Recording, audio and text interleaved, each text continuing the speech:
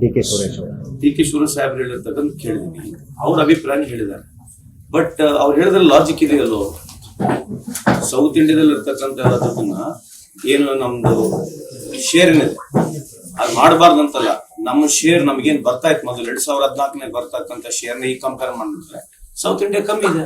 ತಪ್ಪೇನಿದೆ ಇದರಲ್ಲಿ?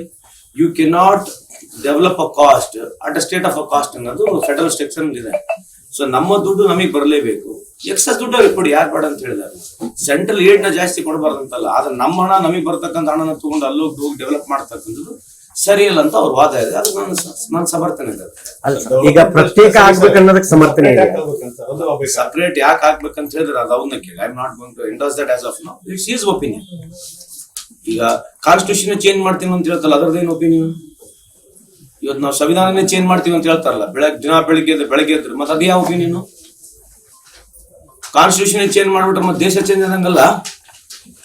ಮತ್ತೆ ಅದನ್ನ ಒಂದು ಚರ್ಚೆ ಆಗ್ಬೇಕಲ್ವಾ? ಅದನ್ನ ನೀವು ಕೇಳಿ, ಮತ್ತೆ ಪ್ರತಿಯೊಬ್ಬರಿಗೆ ಕೇಳ್ಬೇಕು. ಕಾನ್ಸ್ಟಿಟ್ಯೂಷನ್ ಚೇಂಜ್ ಮಾಡ್ತಾರೆ ಅಂತ ದಿನ ಬೆಳಗ್ಗೆ ಹೇಳ್ತಾರಲ್ಲ, ಅದ್ರ ಬಗ್ಗೆ ಚರ್ಚೆ ಮಾಡ್ಬೇಕಲ್ಲ.